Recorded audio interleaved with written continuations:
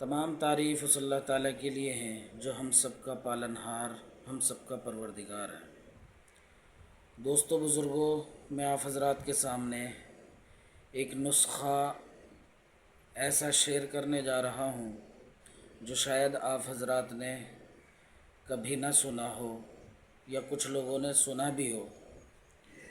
کیونکہ دین کی کوئی بھی بات نئی تو ہوتی نہیں ہے، پرانی ہی ہوتی ہیں وہ، البتہ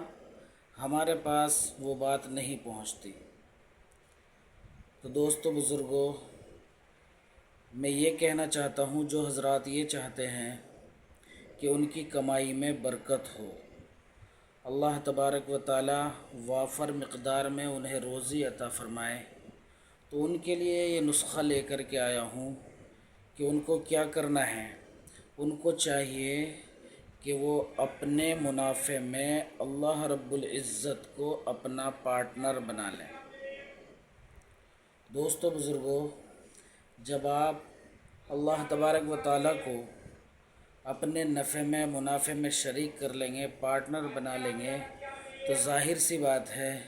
کہ پھر نقصان کا سوال ہی پیدا نہیں ہوتا۔ تو دوستو بزرگوں، اگر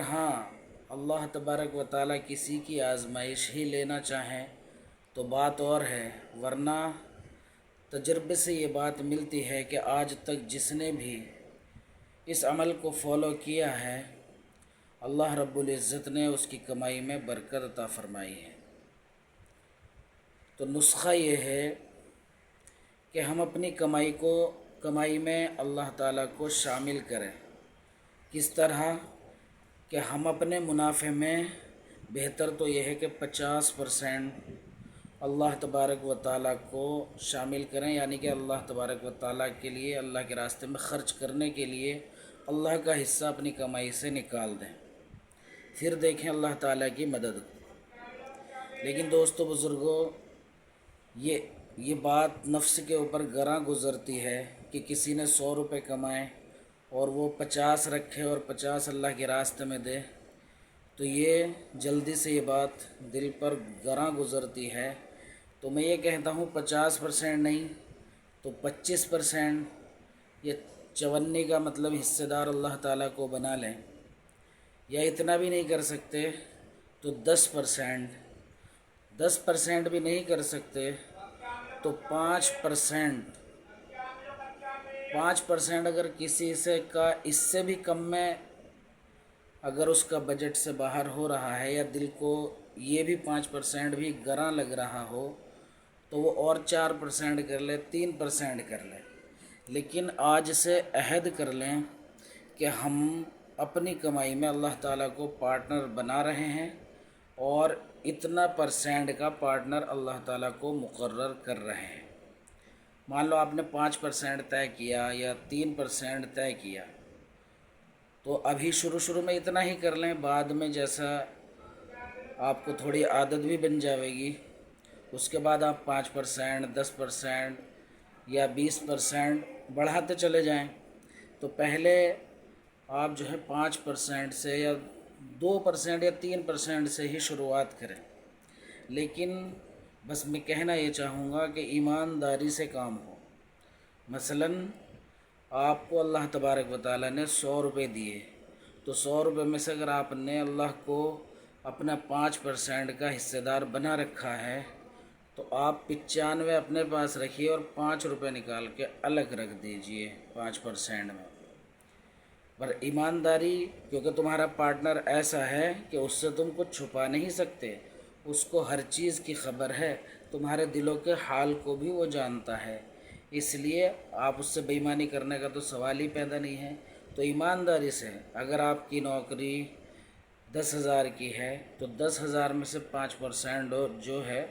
وہ نکال کر کے آپ ایک طرف رکھ دیں۔ جو حضرات دکاندار ہیں، جن کی روز کی آمدنی ہے، تو وہ روزانہ اپنا حساب جوڑیں کہ آج میں نے کتنا کمایا، اور اس میں سے 5% نکال کے الگ کسی ڈبے میں کسی جگہ محفوظ کر کے رکھ لیں، اور ہفتے میں یا مہینے میں یہ نہیں کہتا کہ آپ روزانہ ڈال دیں پیسے،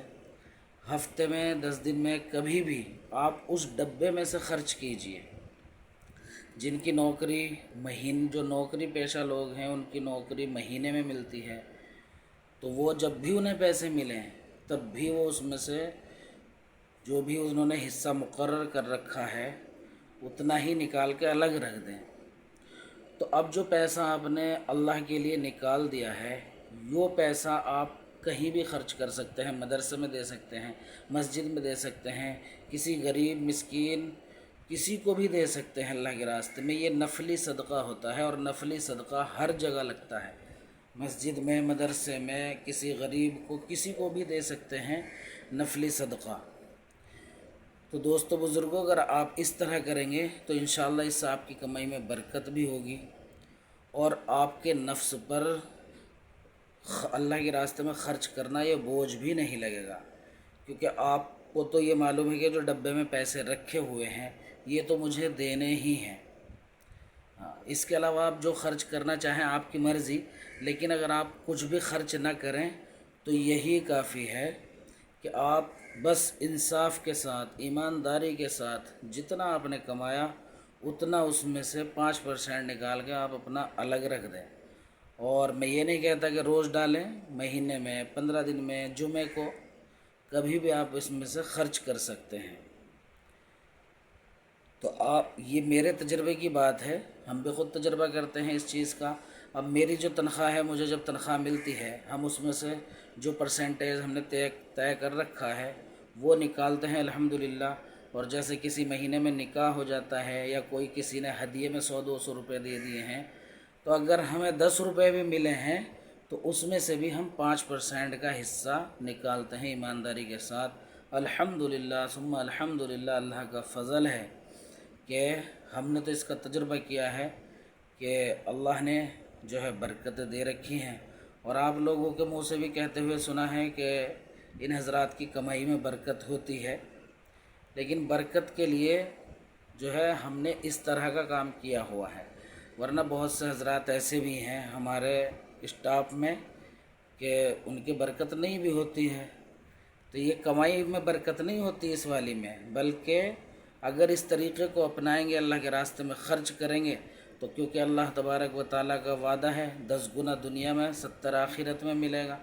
तो जब 1 के 10 दुनिया में देने का उसका वादा है, तो जाहिर सी बात है जब हम अल्लाह के रास्ते में ज़्यादा ख़र्च करेंगे तो उसका 10 गुना जब हमारे पास लौटेगा तो कितना होगा। तो दोस्तों बुज़ुर्गों, आप सभी हज़रात से दरख्वास्त है कि सभी हज़रात पर इस पर अमल करें, सभी हज़रात इस पर अमल करके तजर्बा करें, तजर्बा करके देखें। इंशाअल्लाह ज़्यादा दिन नहीं, आप चंद महीने तजर्बा करके देख लें, 4 महीने, 6 महीने तजर्बा करके देखें। अगर आपको लगे कि हाँ वाकई फ़ायदा हो रहा है तो आप इस अमल को ज़िंदगी भर जारी रखें। तो आप सभी हज़रात से दरख्वास्त है कि आज ही से इस अमल को आप फॉलो करें कि अपनी कमाई का शाम को हिसाब करें रोज़ाना कि मैंने कितना कमाया, और उसका 5%,